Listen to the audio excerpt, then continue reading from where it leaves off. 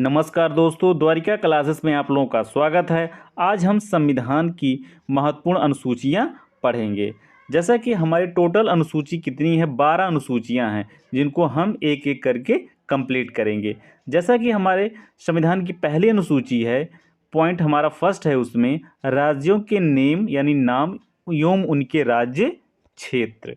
ठीक, इसका मतलब ये हो गया ऐसे स्टेट यानी हमारे इंडिया में यानी हमारे भारत में कुल कितने स्टेट हैं?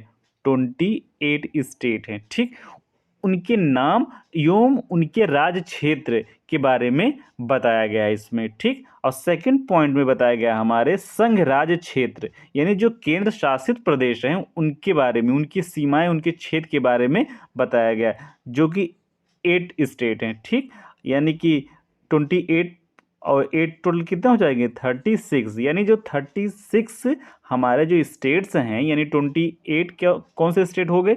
ये हमारे राज्य हो गए, और 8 हमारे केंद्र शासित प्रदेश हो गए। इनके क्षेत्र सीमाएं और इनके नाम के बारे में इसमें उल्लेख है। किसमें? पहली अनुसूची में। ठीक, आइए देखते हैं दूसरी अनुसूची। दूसरी अनुसूची में बताया गया है वेतन के बारे में, भत्ते के बारे में, पेंशन के बारे में। जो हमारी ये निम्नलिखित पदाधिकारी हैं 1 to 9 हैं, इनके वेतन, भत्ते और पेंशन के बारे में बताया गया है। जैसे कि पहला हमारा है भारत के राष्ट्रपति, इनके वेतन, भत्ते, पेंशन के बारे में बताया गया है। सेकंड, भारत के राज्यपाल। थर्ड, लोकसभा के अध्यक्ष और उपाध्यक्ष। फोर्थ हमारा है राज्यसभा के सभापति और उपसभापति। उसके बाद फिफ्थ हमारा है राज्य विधानसभाओं के अध्यक्ष और उपाध्यक्ष। सिक्स हमारा है राज्य विधान परिषदों के सभापति और उपसभापति। सेवन हमारा है सर्वोच्च न्यायालय के न्यायाधीश।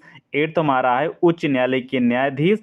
और नाइन्थ और लास्ट हमारा है भारत का नियंत्रक एवं महालेखा परीक्षक। जितने भी ये पदाधिकारी हैं, इनके वेतन, भत्ते एवं पेंशन के बारे में दूसरी अनुसूची में क्या है? उल्लेख किया गया है। ठीक, आइए हमारे भारतीय संविधान की तीसरी अनुसूची के बारे में जानकारी पता करते हैं कि क्या क्या इसके अंतर्गत आता है। तीसरी अनुसूची शपथ प्रतिज्ञान, इससे संबंधित है। ठीक, जो लोग मेंबर पार्लियामेंट या विधानसभा में जो जीत कर जाते हैं, विधानमंडल में जो शपथ लेते हैं, उनके बारे में इसमें जिक्र किया गया है। जैसे कि हमारा पहला पॉइंट है संघ के मंत्री, ये शपथ लेते हैं। सेकंड है संसद के चुनाव के प्रत्याशी। थर्ड हमारा है संसद के सदस्य। फोर्थ हमारा है सर्वोच्च न्यायालय के न्यायाधीश। फिफ्थ हमारा है भारत का नियंत्रक एवं महालेखा परीक्षक। सिक्स हमारा है राज्य के मंत्री। सेवंथ हमारा है राज्य विधानमंडल के चुनाव के प्रत्याशी। एट हमारा है राज्य विधानमंडल के सदस्य। नाइन्थ हमारा है उच्च न्यायालय के न्यायाधीश। जो 1 to 9 पदाधिकारी हैं, ये इनके शपथ और प्रतिज्ञान के बारे में इसमें बताया गया है। संविधान की तीसरी अनुसूची में शपथ का जिक्र किया गया है।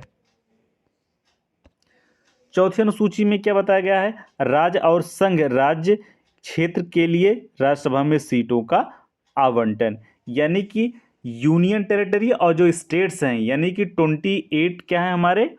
28 स्टेट्स और प्लस 8 यूनियन टेरिटरी यानी केंद्र शासित प्रदेश।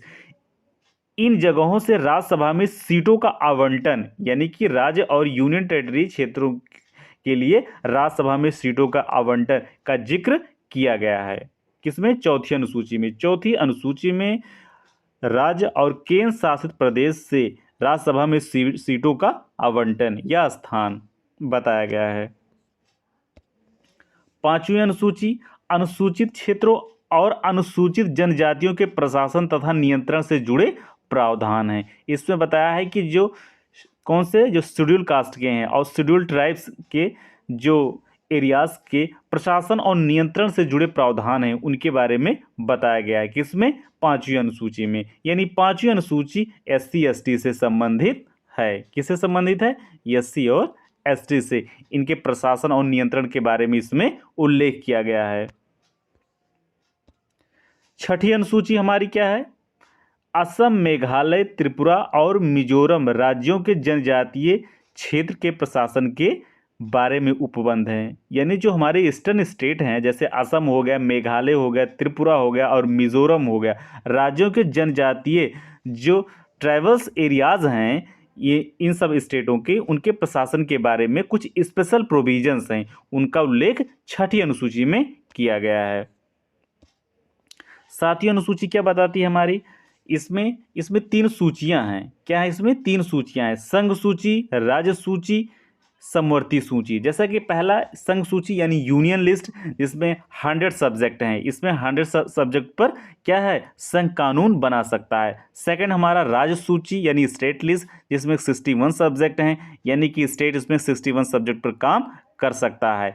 और थर्ड हमारा है समवर्ती सूची, कंकरेंट लिस्ट। इसमें क्या करता है, इसमें स्टेट और संघ दोनों मिलकर इसमें काम, मतलब इसमें कानून बना सकते हैं, जिसमें क्या है, इसमें 52 सब्जेक्ट हैं। मान लीजिए संघ और स्टेट के दोनों के सब्जेक्ट सेम हो गए, तो इसमें किसको प्रेफर किया जाएगा, आपको आपकी यूनियन लिस्ट को यानी संघ सूची को मान्यता या प्राथमिकता दी जाएगी। यानी अगर कोई पूछता है कि 7वीं सूची किससे संबंधित है, तो आप बताएंगे इसमें 3 सूचियाँ आती हैं, संघ सूची, राज्य सूची और समवर्ती सूची। उनके अपने अपने अलग अलग सब्जेक्ट हैं, जैसे कि संघ सूची का 100 है, राज्य सूची का 61 है। थर्ड में क्या है, समवर्ती सूची यानी कंकरेंट लिस्ट, जिसमें राज्य और संघ दोनों कानून बना सकते हैं, उसमें कितने सब्जेक्ट हैं, 52।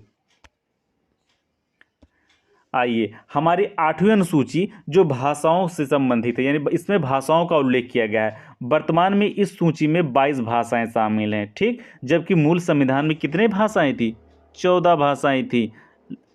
मूल संविधान में 14 भाषाएं थी, लेकिन वर्तमान में कितनी भाषाएं हैं, 12, मतलब 22 भाषाएं हैं, ठीक। जैसे कि फर्स्ट पॉइंट हमारा है 21 AC, मतलब अमेंडमेंट ऑफ कॉन्स्टिट्यूशन 1967 में सिंधी लैंग्वेज यानी भाषा को ऐड किया गया यानी जोड़ा गया। दूसरा क्या है, 71वां संविधान संशोधन यानी 71 अमेंडमेंट ऑफ कॉन्स्टिट्यूशन 1992, ठीक है। इसमें क्या जोड़ा गया, कोंकणी जोड़ा गया, मणिपुर और नेपाली। इसमें यानी 71वें संविधान संशोधन के तहत हमें कोंकणी, मणिपुर और नेपाली भाषा जोड़ी गई, ठीक। थर्ड पॉइंट हमारा है 92 अमेंडमेंट कॉन्स्टिट्यूशन 2003, इसमें बोडो, डोगरू, मैथिली व संथाली भाषाएं जोड़ी गई। यानी 92वां संविधान संशोधन 2003 में बोडो, डोगरी, मैथिली व संथाली भाषाएं जोड़ी गई।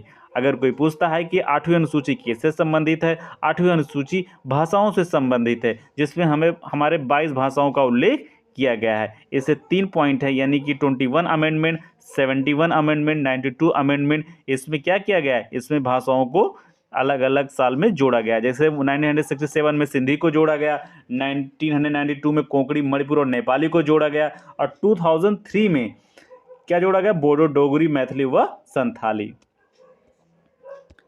आइए हमारी 9वीं अनुसूची है लैंड रिफॉर्म यानी भूमि सुधार से, यानी भूमि सुधार से संबंधित है। इस अनुसूची को पहले संविधान संशोधन अधिनियम 1951 के तहत जोड़ा गया है, ठीक। यानी फर्स्ट अमेंडमेंट ऑफ कॉन्स्टिट्यूशन 1951 के तहत इसे किसको जोड़ा गया है, 9th शेड्यूल को जोड़ा गया है, ठीक। जिसका उद्देश्य क्या है, भूमि सुधार तथा जमींदारी उन्मूलन के लिए, यानी कि भूमि में यानी लैंड रिफॉर्म हो और जमींदारी उन्मूलन यानी जमींदारी को क्या करना, समाप्त करना, इसका उद्देश्य है। नोट, इसे न्यायालय के पुनर्विलोकन की शक्ति से बाहर किया गया। इस मामले में अगर कोई न्यायालय जाता है तो न्यायालय में उसकी क्या होगा, उसका पुनर्विलोकन नहीं होगा, उसकी सुनवाई नहीं होगी, ठीक। जैसे 10वीं अनुसूची क्या है, एंटी डिफेक्शन लॉ।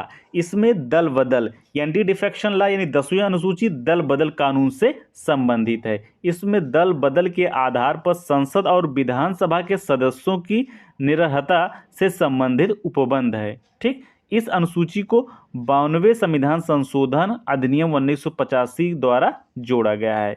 यानी कि इसका मतलब यह है कि अगर कोई भी मेंबर किसी पार्टी से अगर वो जीत कर आता है तो वो किसी जीता है और दूसरी पार्टी अगर उसको ज्वाइन करना है तो कुछ इसमें प्रावधान है, उसके तहत वो जा सकता है, अन्यथा नहीं जा पाएगा। जाता है तो उसकी सदस्यता रद्द हो जाएगी। यानी कि दल बदल कानून किससे संबंधित है, किसमें बताया गया है, ये 10वीं अनुसूची में बताया गया है। 10वीं अनुसूची 92वें संविधान संशोधन 1985 के तहत जोड़ा गया है, यानी 1985 में जोड़ा गया है। 11वीं अनुसूची क्या है, इसमें पंचायत यानी जो ये पंचायत है, पंचायत की शक्तियां, पावर के बारे में बताया गया है, ठीक। इस अनुसूची में पंचायत की शक्तियों के बारे में बताया गया है। इस सूची में 29 सब्जेक्ट हैं। कितने सब्जेक्ट हैं?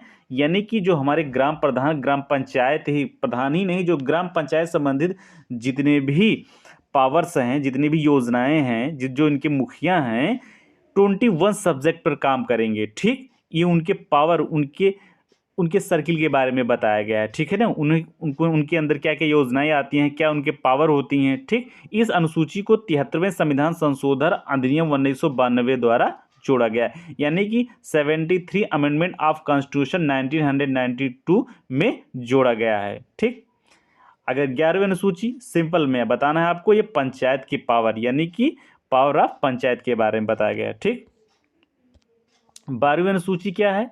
नगर पंचायत। ठीक, जैसे कि नगर पंचायत जो शहरों में म्यूनसिपालिटीज होती हैं, इनके बारे में बताया गया है। जैसे ग्रामीण में ग्राम पंचायत होता है, वैसे शहरों में नगर पंचायत होता है। ठीक ना, इसमें नगर पालिकाओं की शक्तियां व जिम्मेदारियां बताई गई हैं। इस सूची में 18 विषय हैं, यानी कि 29 सब्जेक्ट किस में थे? ग्राम पंचायत में थे, लेकिन नगर पंचायत में 18 सब्जेक्ट हैं, यानी जो नगर पंचायत में 18 सब्जेक्ट पर ये लोग काम करते हैं। ठीक, इस अनुसूची को 74वें यानी कि 74वें संविधान संशोधन अधिनियम 1992 यानी 1992 द्वारा जोड़ा गया है। ठीक ना, यानी 74 अमेंडमेंट ऑफ कॉन्स्टिट्यूशन 1992 में जोड़ा गया है। ठीक, 12वीं अनुसूची नगर पंचायत यानी कि नगर पालिकाओं की शक्तियां व जिम्मेदारियों से संबंधित है। वीडियो देखने के लिए बहुत बहुत धन्यवाद। Thank you.